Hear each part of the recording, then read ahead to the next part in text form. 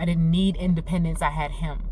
I didn't need freedom. I was happily imprisoned in, in a glass case that was my family.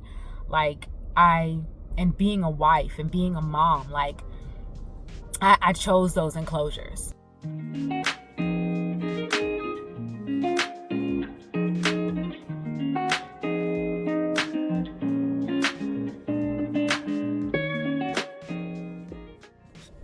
What up, what up? Hey, it's my Dionne, your favorite widow coach.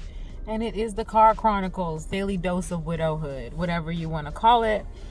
I'm waiting on my daughter to pick her up. And so I wanted to talk to you guys about something that popped into my head in widow life. So, you know how widowhood kind of warps your mind in a way that changes you so that little things that you would have never thought twice about rub you a different way.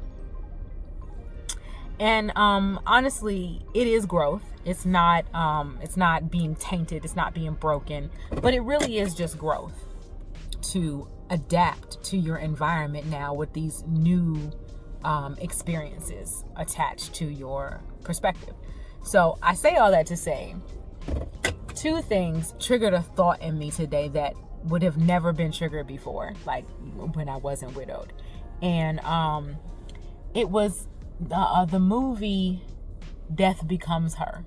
Have you ever seen that movie? It's hilarious. I watched it a lot when it came out in the 90s. So yeah, I'm old.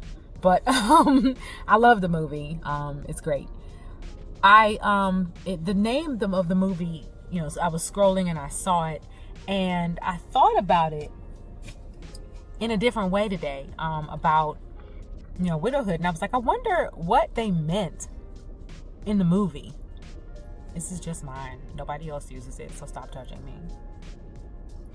I wonder what they meant by it.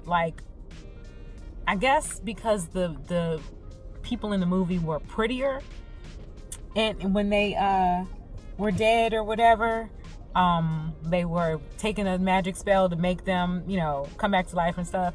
And they were pretty for a little while, and then, it would start to wear off and they would get real ugly and start falling apart. But what I thought of was how I have become something different, something new, something next, something of an evolution project, if you will. And I just wanted to get y'all's thoughts on that. Do you feel like your experience with death, after everything, are you worse off? Really? After you've gone through the rock bottom, through the getting back, on your feet, and through the figuring out how to do the things on your own, and we're talking 5 to 8 years out, are you on the inside worse for wear? Or is it about even? Are there things about you that changed? For me, definitely things about me that I would have never had the bravery. I would have never had the courage to jump out there and do. I would have never had the resolve to think that tiny me had any impact whatsoever on things. I would have never had the freedom and the independence after Jason died. I didn't want those things. I didn't care. I didn't need independence. I had him. I didn't need freedom. I was happily imprisoned in, in a glass case that was my family. And being a wife and being a mom, I chose those enclosures. My faith at the time I thought was fine, but then when he passed, it was like, oh man, I went through an entire transformation that gave me a relationship with God that I didn't have before. Didn't know I didn't have it, but I definitely didn't have it. And so, yeah, I can say that I am definitely changed in a positive way. The things that were negative, obviously, you can make a list. Starting with my kids didn't get their dad. Starting with, that was probably a painful death that I hated that he had to go through. You know, like there's a long list of things. Let's not get it twisted. I'm not saying, oh, I'm glad he's dead. I'm saying that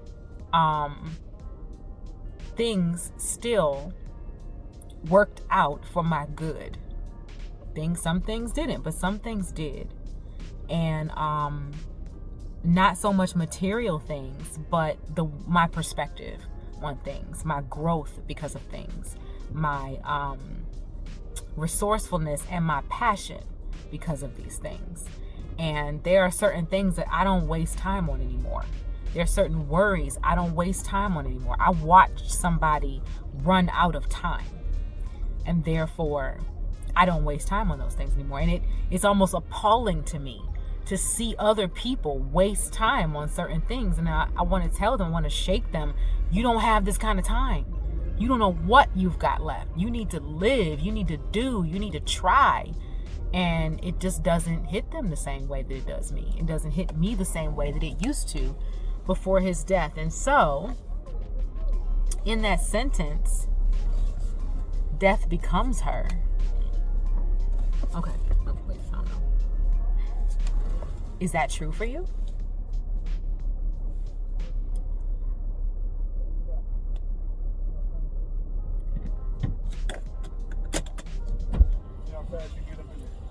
Oh, that was fast. Just pulled a muscle in my chest, which is very weird. No, I was doing a video.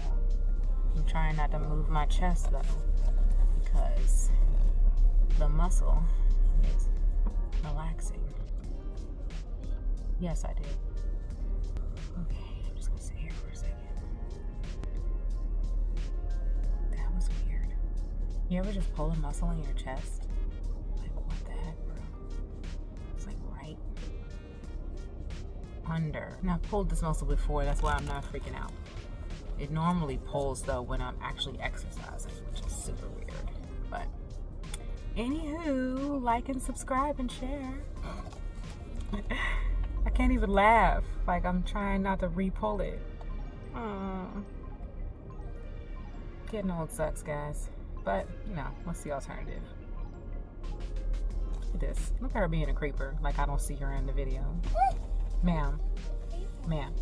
If you have a heart for widows and you want them to have somebody they can talk to, or things that they can talk about, or a space that is just for them that answers the questions that you would have never thought of.